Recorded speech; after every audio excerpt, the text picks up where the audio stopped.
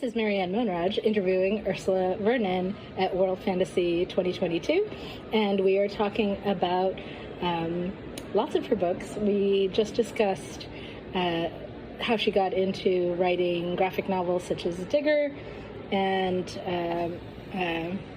Hamster Princess. Yes, right? And books I did for kids, they're what are called hybrid graphic novels. They're part chapter book and part, so they have both text and comic panels, and they're very popular, particularly among kids that are what's known as reluctant readers.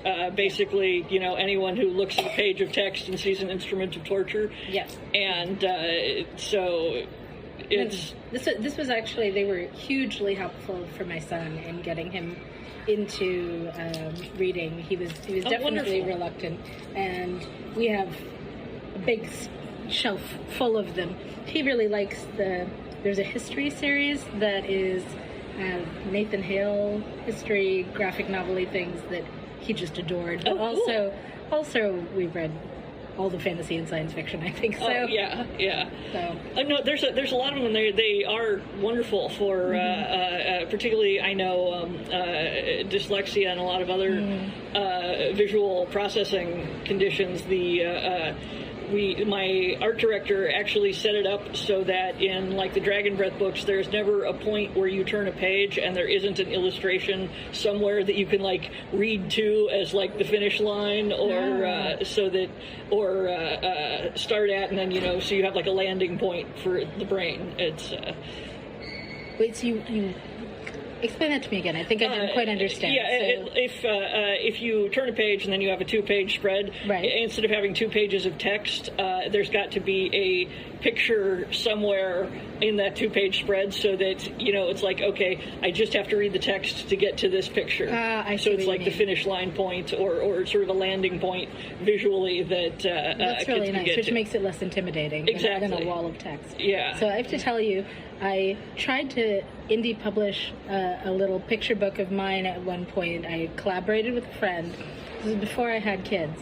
And I wrote this book. She did beautiful illustrations for it. And then we printed it and took it to bookstores.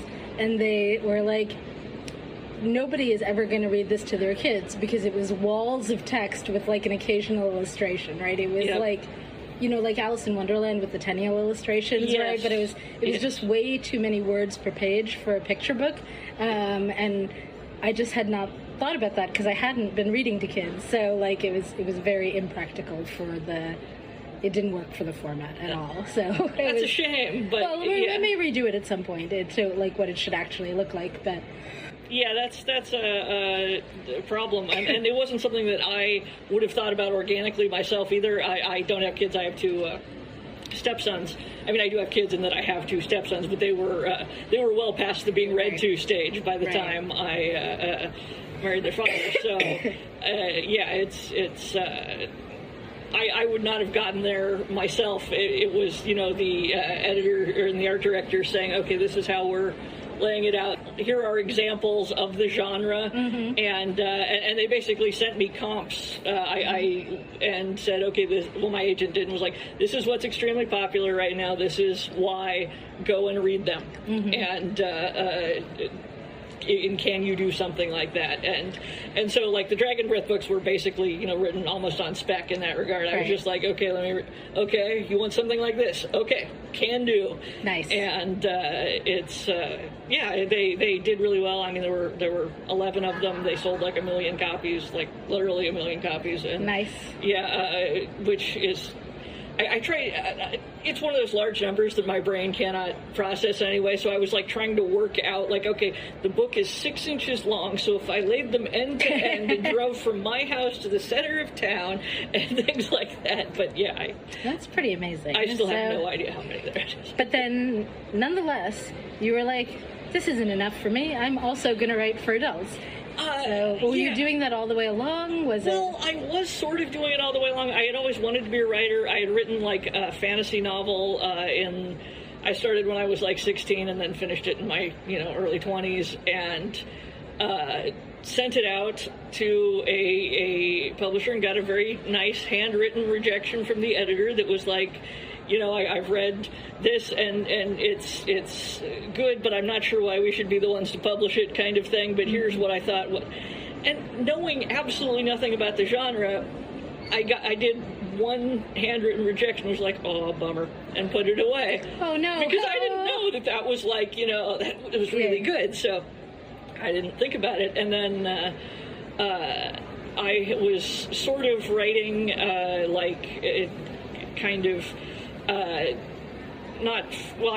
did write some fanfic, but it was like, I think NaNoWriMo came along, and I was like, oh, I can do that. That's a thing I can do. And I was writing weird little stories. I was blogging a lot, so I would write, weird little short stories on my blog, but I never thought of them as short stories. I just thought of them as weird little blog posts, kind of. Oh, interesting. And then somewhere in there, a friend of mine who was working for Apex Magazine, she was the editor at Apex Magazine, was like, I'm taking over as the editor of Apex. Can I commission a short story from you? And I was like, yes, I guess that's a thing. Okay, oh, wait, yeah, those were short stories? Okay, I could write something like that. And so I wrote her one just kind of at random, and that was Jackalope Wives, which ended up winning a Nebula, right? Yes, it did. And this is one of the problem is that I never do these things until people ask me for them. Yeah. So, I didn't want to, bother any... It didn't even occur to me to to submit things to a publisher. And then once you won a Nebula, your brain goes, I bet you could write things. And I'm like, yes, I bet I could write things. And so I started writing more stuff for adults, and I self-published some of them because I would send them to my agent, and my agent would be like, would try to find homes for a couple of them, and we're like, no one knows what to do with this. Everyone likes it, but they have no idea how to market it. And I'm like, I'll self-publish that then. And or one time I wrote I'm really bad at knowing what's a children's book and what isn't, because I sort of only have one narrative voice. So it basically is, whether I'm allowed to swear and how many horrible things happen. Well, I'll tell you a funny story. In my 20s, I wrote erotica.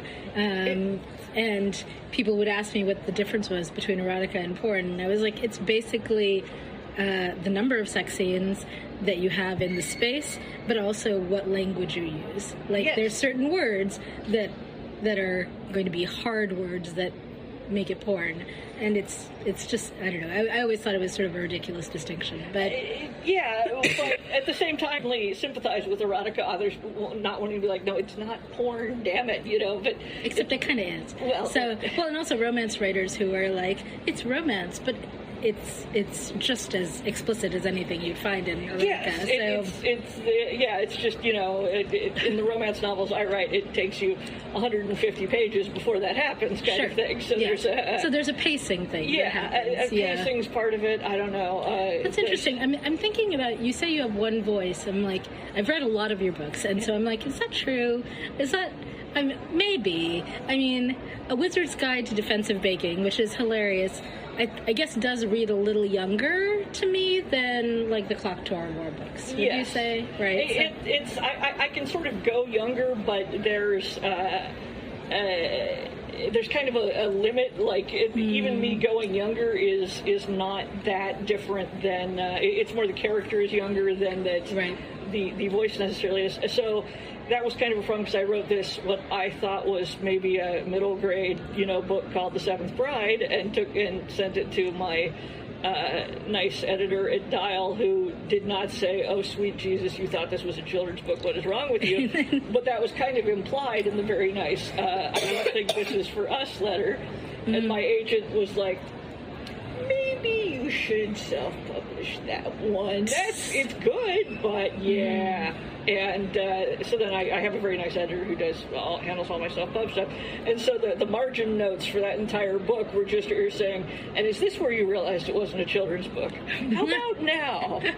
Okay, it's a retelling of Bluebeard. Right. It's a fairy tale retelling, and Bluebeard, kids love Bluebeard, right? Absolutely.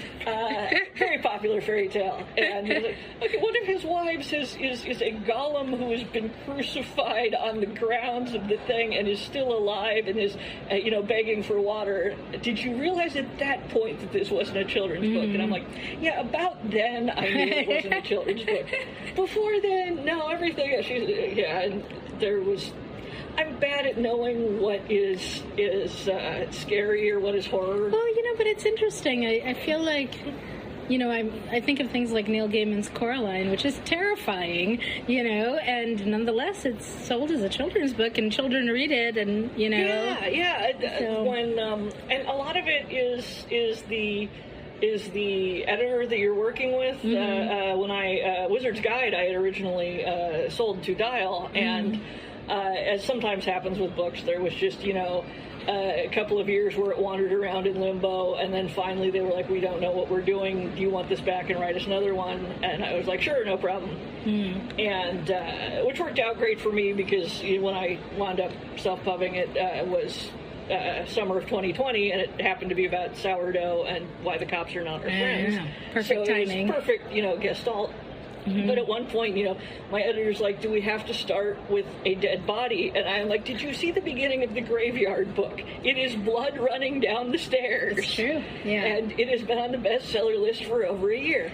But in fairness, I don't know if it's mostly actually kids reading it, or if it is the not small genre or subsection of adults who like reading children's books. So no, but I don't know. So my daughter is 15 right now, my son is 13, and they are very comfortable with gore and dead bodies. And, so... Kids are. It's just, and a lot of times when I was writing definitely the kids' books, like Hamster Princess and Dragon Breath, I would want to do something, and they were like, no. And I'm like, kids would love this. And my editor said, the kids do not actually buy the books. The parents and the librarians buy the books. So I think there's a disconnect between what we wish kids were like and what they are actually like, which is, they frankly mostly love violence and gore and want a certain amount of scary things, and you can't always get away with that unless you jump to YA, where you can do, all kinds of things, but middle grade is... Yeah, and I'm not going to swear that having a female name on the book doesn't also get you sort of pigeonholed as the nice children's book author. It's very interesting. I mean, I remember, it was probably a couple decades ago reading Poppy Bright and thinking, her fairies are kind of scary, and did she get pushback about that? And or even in Tamara Pierce with her Alana series, where you start off with a 10-year-old, but over the course of the 4 books, Alana ages to 16 or 17 by the end, and there it's not so much the violence, but I remember being startled by the sex, because she, has sex with one guy who ends up not being the person who she marries, right? And then dates 2 other guys, right? And in that series, and Tamara Pierce. I know, and I'm sure she got pushback, right? It must have been really shocking at the time. So I was like, I thought this was great, but I had never seen it before. I guess Misty Lackey did some things sort of along those lines. But it was very rare. So it was. I mean, when the last Harold Mage books came out with a gay protagonist, that was right. I have no idea how what the editorial conversations were like there, but it was definitely groundbreaking at the time. That ground has already mostly been broken, I hope, and so... Although in fact, I had a conversation with a former agent of mine, and I was working on a YA trilogy, and I told him the second book was going to be, the protagonist was going to be the sister of the first book's protagonist, and she was going to be a lesbian, and his take on it, this was back in I wanted to say 2005 or something like that, so a little while back, was, well, why would you do that if it's not a coming out book? You're just going to limit your audience. We won't be able to sell it in the South. Librarians won't want it, etc. So there was pushback, like, before I'd even written the book, right? Yeah. Like, at that early stage, much less all the stages that come after. So I this is one of those, I hope it's better, but I think probably every time I've read a lot. I'm sure it's better. Yeah, but still, I suspect that there is a lot of editorial pushing, in that we don't see. We just see the final book. And then there are some, houses that are like, all right, let's do it. But a lot of them don't do necessarily middle grade. So it's, I don't know. The last hamster book was a couple years back, and I do have one more middle grade that is currently at Dial, and I really should be doing the edits on that, but I'll let you go at some point. Not today. I'm on vacation. I mean, it's a working vacation. Working vacation. So, well, let's go back to talking about the adult books. So you had been writing them all along. Oh, actually, and I have a question. You mentioned that for your self-pubbed material, you have an editor. So yes. Does that so you hire a separate editor? Yeah. Because I once you've been writing the book long enough, you have no idea what's going on, and so I have a very nice woman who's a sort of developmental editor that I pay money to. And I do get the friends and family discount because we're good friends, and one time she had just bought a house and with a swimming pool, and the previous owners had stopped putting chlorine in the swimming pool the year before and not mentioned it, and when she opened it up, it was just wall-to-wall tadpoles. Wow. And she was like, oh, sweet Jesus. We have to get these frogs and tadpoles to somewhere that is not the swimming pool where they will be safe. And there was a pond nearby, so we wouldn't be moving disease around. But she's like, will you come over and help me bail tadpoles? And I was all, sure, I will do this thing. And then we got there, and they had gotten some of it done. And then they had drained the pool down to about half. Right. And it was just thick with algae and gunk and horror. And she, we're in bathing suits. She's like, all right. She goes in. She's like, oh, this is disgusting. All right, come on in. And I'm like, first see if you can get out. And it turns out that algae in a swimming pool, it was like glass. She was completely stuck. So I had to tie a rope around a tree and use it to haul her out, basically hand over hand. Okay. And I've gotten a very good discount on my editing services ever since. It's been about a decade. I keep telling her, she has totally paid off the whole swimming pool incident, but...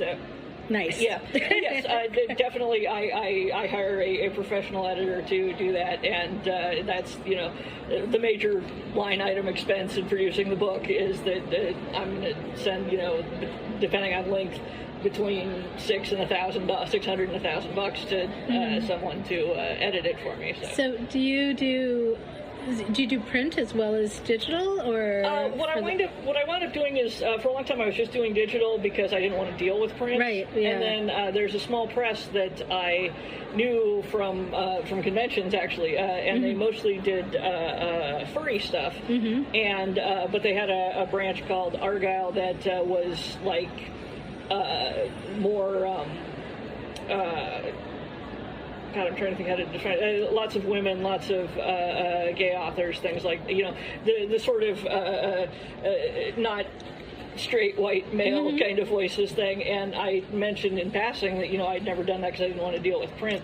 And, at a convention while we're standing around drinking, and one of them was like, we could handle that for you. And I'm like, you can? Like, yeah, we could do that. I'm like, really? Yes, really. And so I was like, sure, if you want to do print versions and sell them and give me money, I don't want to do it. Right. And so they've been doing the print versions ever since. And That's terrific. It's been a great relationship. I mean, I get them all edited and copy edited first, and occasionally they will hook me up with a sensitivity reader or something since they know a bunch. And nice. It works out. That's really nice. Yeah. All right. So. All right, I'm gonna.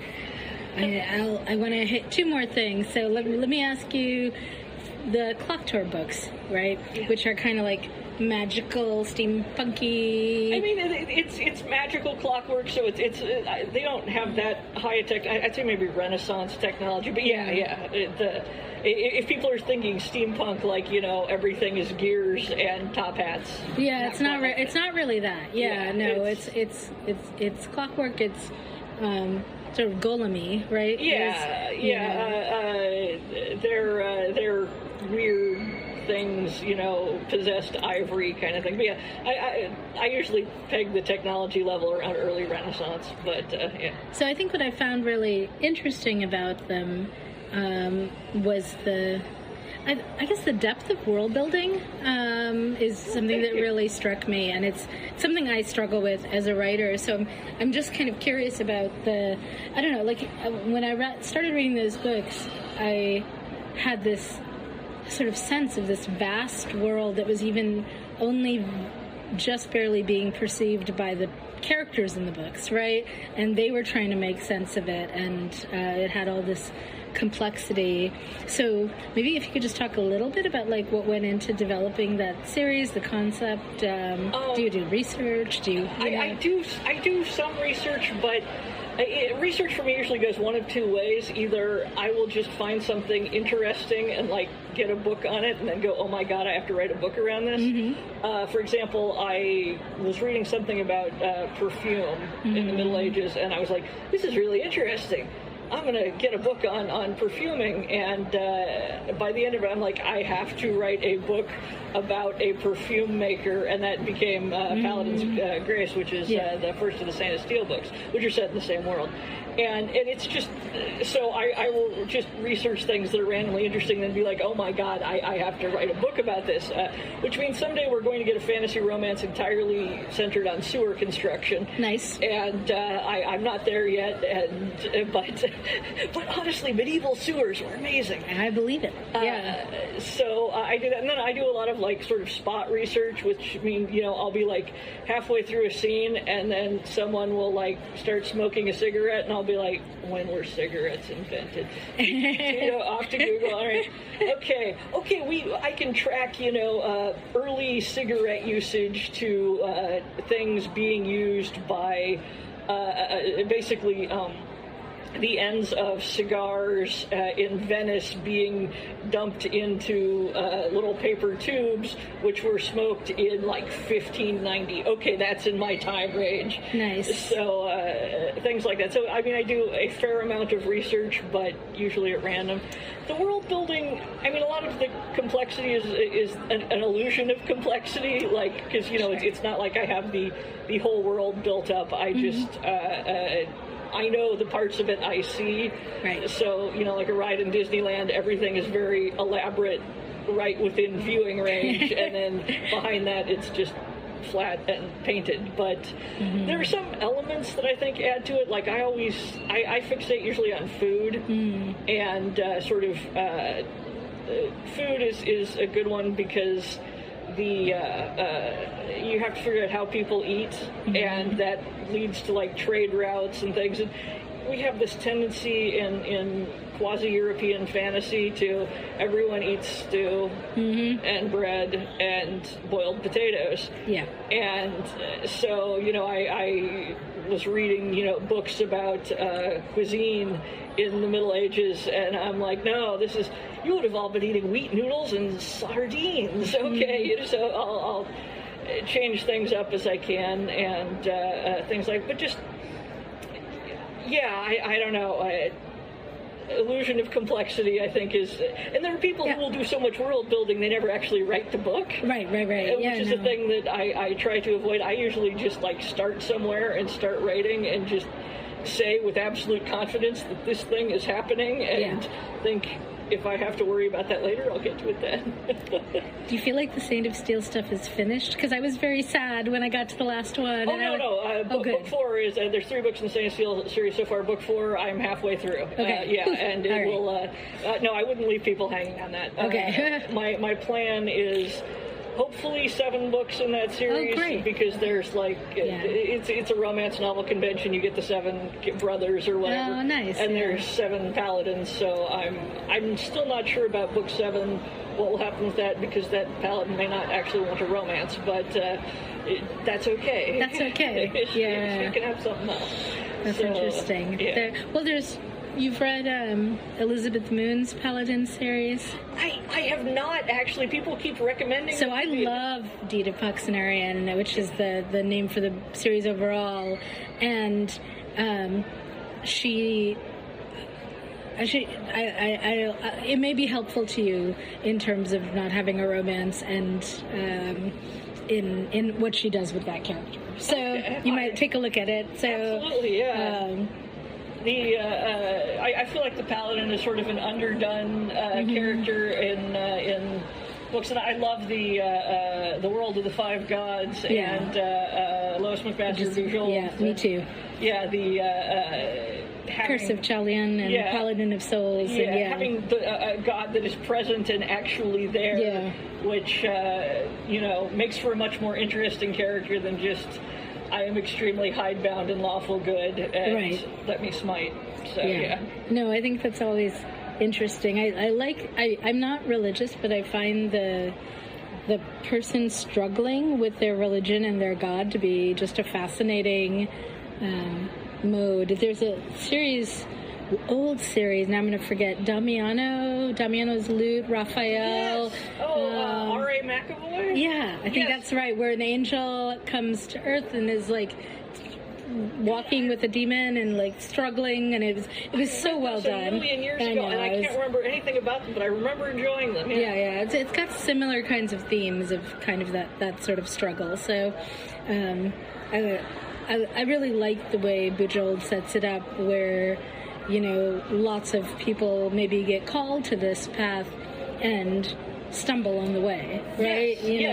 I love that. Yeah, the gods, they don't just pick you up and move you. They send as many people as they can, and whoever gets there gets there. Right. Yeah. No, that's. There was a book that will come out in a couple of years. It is written, but it's it's for adults, but it's actually. The heroine is younger during it, and the sort of framing device is that she's older and looking back. But at one point, she encounters a goddess and is like, "Why didn't you fix this?" And the goddess is like, "Why didn't you fix it?" That's right. It makes you think I have the power to fix this. Nice, yeah. Yeah, gods that are constrained. So, all right. Well, I guess, so I'd like to talk about this. In 2022, you had 2 books come out, right? Yes. Nettle and Bone, which I've not yet read because it looks a little scary, but I'm going to. It's not actually a horror novel. It's dark fantasy, but it's fantasy and then weird. Why don't you tell people about it a little bit, just in case? Yeah, Nettle and Bone is I've written a lot of fairy tale retellings. This is almost like a fairy tale retelling without a fairy tale base. It's sort of adjacent to fairy tales. It's a woman she's the 3rd sister, and her first sister goes off and marries a prince and dies, and the second one goes off and marries the prince and is obviously in a lot of trouble, and he's clearly very abusive, and she's just, she's having a lot of miscarriages. So that is a trigger warning on that, if that is troubling for you, this one's rough. And she's like, she's going to die unless I fix it. Unless someone fixes it, but nobody's going to fix it because he's the prince, soon to be the king. I'm going to have to fix it. And so, and she's been a nun this whole time, basically. So she's like 30, but very sheltered, and goes off and finds a witch who, the dust wife, who communicates with the dead, and her fairy godmother, who is a very sweet woman who is sort of overwhelmed and means well, and has this could be an extremely evil fairy godmother, but doesn't want to be. And Agnes, I love her. She's very sweet. And a dog made out of bones that she makes, and a warrior that she saves from the goblin market, and they go off to go fight the prince. And it's fun. It's a lot of my books have a lot of humor in them because I can't keep a straight face for terribly long. So even my horror novels, people are like, "This is really funny," and I'm like, "Yeah, I couldn't sustain a very serious book for that many pages." So there's some weird and kind of unsettling stuff, but it's not like the in a horror novel where it's the creeping dread that is like going over. Okay. I will read it because I read all your stuff, but I was like, I had to kind of like, I looked at the cover and I was like, this looks a little scary for me, but I can do it. Well, you said you read What Moves the Dead? I have, yes. Yeah, that one's much worse than that one's way way lighter than that. Yeah. Well, so let's talk about What Moves the Dead. Okay. So that's a retelling of The Fall of the House of Usher. Yes. You know, like, which I hadn't read any cover material before I started reading it. So I started reading it, and fairly early on, I had this moment of like, I think she's retelling The Fall of the House of Usher. Yeah, that's so cool. So, I mean, the characters being named the Ushers, help. But yeah, but it could have been accidental. But I was like, no. There's the lake, and there's like the it was. Here's the house falling apart and everything else. Yeah. So I'm working on something that I've been calling a space gothic. Like, it's not a space opera, it's like it's gothic-y. Awesome. And so when I was reading this, I was like, this is a gothic. So can I ask just what drew you to work on this? And a lot of times when I'm doing retellings of either fairy tales or pulp, honestly, which is a lot of what I do for horror. Like my book, The Hollow Places, was a retelling of The Willows by Algernon Blackwood, and The Twisted Ones is The White People by Arthur Machen. A lot of times I read a story and something about it just sticks with me. But in the case of Usher, The Fall of Usher, I read it and I was like, this is the most useless narrator who has ever lived. He shows up. Roderick Usher is like, that's my sister Madeline, she's dying, you're not going to see her again. And the narrator's like, okay. And then, spoiler alert, I mean, the book's 100 years old, but spoiler alert, Madeline's buried alive, Roderick goes nuts. The narrator is like sitting around reading books with Roderick, and then Madeline shows up, Roderick screams, falls down, Madeline screams, falls down, the narrator screams and runs out of the house. He doesn't like check anyone for a pulse. Yeah. He doesn't like try to drag anyone out of the house, and then the house falls down. Right. So I'm like, God, what a useless narrator. And I wanted more explanations. I wanted to know, why is Madeline, dying, and why is Roderick, going so neurotic, and Poe has all this fungus everywhere, so it was pretty obvious that fungus was involved. But also, I just wanted a narrator that would not scream and run away, and so I started writing What Moves the Dead, and the narrator just kind of like tromped onto the page, and it's lovely when that happens. Yeah. And they run away with you. I wish it happened more often, but it was a fun one to write just because it was so fun being Alex Easton for the course of writing the book. So it seemed like you were having fun with it. I really enjoyed it, and there was a lot of humor despite how depressing and sad everything was. Right? It was this interesting kind of balance of that. So I mean, I guess it is a depressing thing in that, the house falls down and lots of people die, but... Yeah. But it doesn't feel depressing when you're reading it, it's fun. And Gothics are so much fun. Like, I really want to write another Gothic, you get the governess or whatever, who is too poor to leave the house in there, and the lord of the manor is either gone or weird or whatever. Yeah, just hook that to the vein. I love that stuff. Yeah, no, I think when I was writing mine, I was, I thought I was writing a space romance, and then but it's an arranged marriage story, and there's economic stuff pushing her into it, so it was kind of Jane Austen-y, but then as I was writing it, I was like, I don't think this marriage is a good idea. I don't think this house is a great place for her, so it's sort of like was like very naturally veering towards Gothic as I went along, right? And like there's some dark secret at the heart of the house, and I hope that Gothics are enjoying a resurgence, because they were big for a while, and then I think after the 80s they sort of crashed, but I think they're coming back, which is great, because I love the